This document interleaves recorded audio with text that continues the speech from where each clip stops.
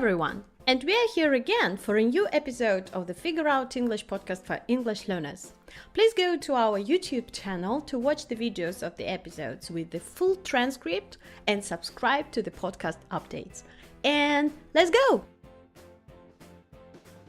Hello and welcome to our new podcast episode. If you are a regular listener, thank you very much for learning English with us. And if it's your first time, welcome. We are improving your vocabulary, helping you with some grammar questions. And I am sure you will find something useful if you want to improve your English here. Don't forget that you can watch the video of the episodes on YouTube. And if you want even more practice for your English, you can go to our Facebook page, Smart English Learning, or to our YouTube channel, Smart English Learning, the same name, and watch live lessons about vocabulary and grammar every Tuesday.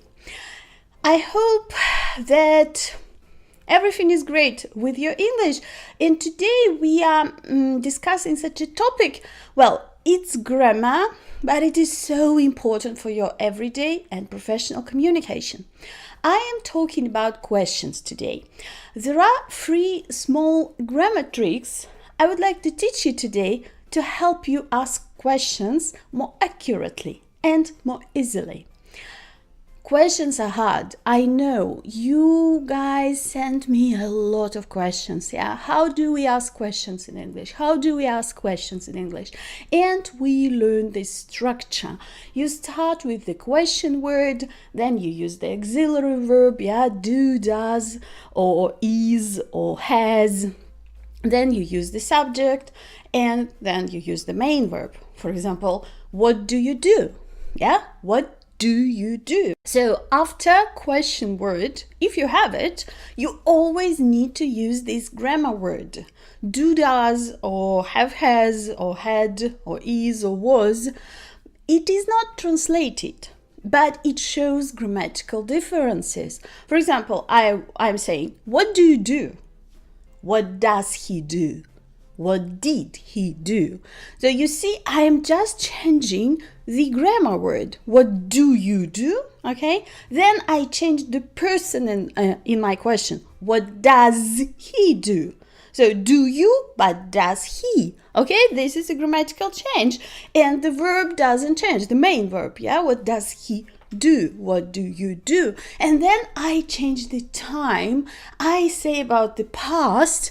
What did he do? Okay, that's why this grammar verb, we call it auxiliary verb, is so important and you cannot skip it, except for some cases. I want to teach you one very simple trick for your everyday communication, for your informal communication. There is one simple way to ask a question in English. You cart the auxiliary verb and the subject. Imagine you have a question, for example, do you want some milk? Okay? Informally, you can ask, want some milk? This is spoken grammar. This is probably not what they taught you at school, because at school they still mostly teach written grammar. But people like to speak in short sentences, in everyday communication. You can't use this type of the question with your boss at the job interview. Formally, it's not accepted, Informal English, you still use the written grammar. But in everyday communication, no problem. Need some help? Looking for something? Want something else? And so on and so on. You can only do it with the full verbs. You can't do it with modal verbs, for example, but it's a very good way. Just start your question with the main verb. Okay? No auxiliary, no subject, if you understand the terms. Another common problem when we are asking questions, native speakers like to divide the question word and the preposition if this question word is complex. For example, from where are you? This is how this question would sound, in your native language. In English, you use this preposition at the very end. So we normally ask, where are you from? Okay? Your question word is from where? But in English, you put this preposition to the very end. Where are you from? For example, from where do you come? You want to ask. Put this preposition to the very end.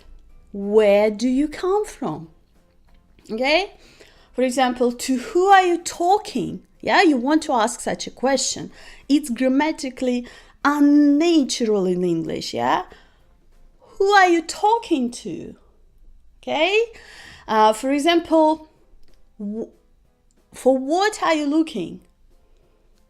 What are you looking for? So, this is the complex question word. It has the preposition from, in, to, about, with, and it has the question word. What, where, for example. Put the preposition to the very end. What are you talking about? What are you looking for? Where are you from? Where are you going to? And so on and so on.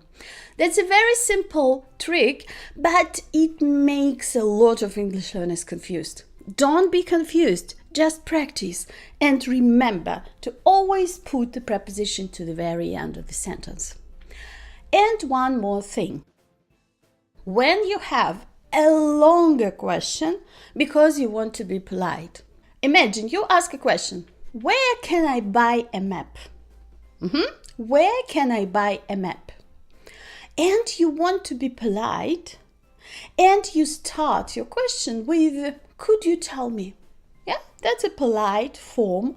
You are asking polite questions to strangers in the information office, for example, yeah?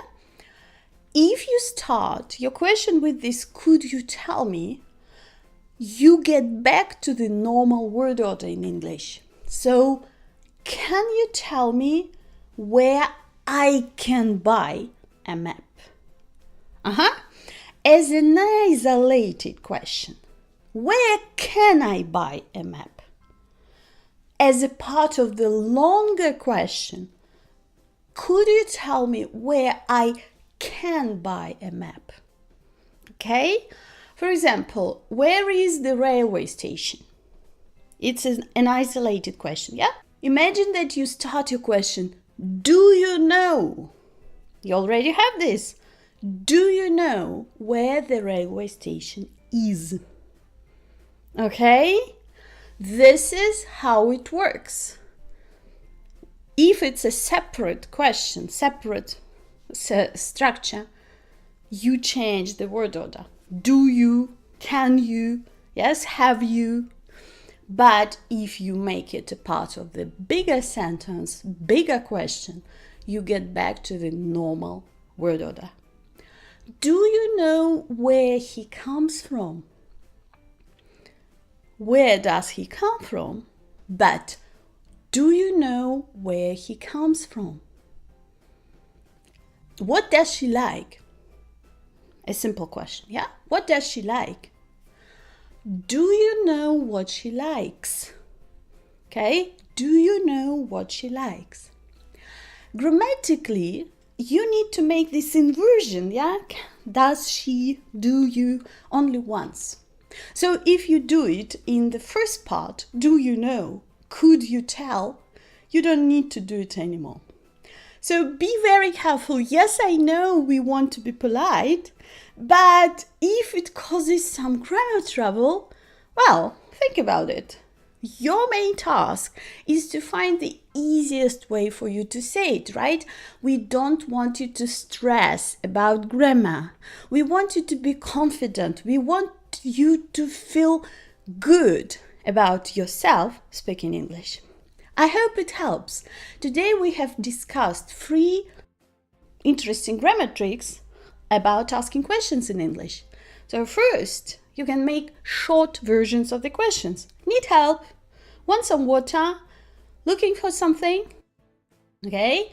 The second trick we discussed is that you use the preposition from the question word at the very end of the sentence. Where are you from? Where do you come from? What are you looking for? What is he talking about? And so on and so on. And the first thing we discussed today, if you want to make a polite question starting with could you tell me, can you tell me, do you know? The second part of your question will go back to the normal word order. Do you know what she likes? Do you know where he comes from? Could you tell me where the railway station is? If you learn how to use these free grammar tricks, you will speak a more natural English. You will sound good. People will say that your English is good. And that's the great result. I hope it helps. Please let me know if it does in the comments. And see you in the next episode. Thanks for listening. You can find all the episodes on figureoutenglish.com. Happy learning!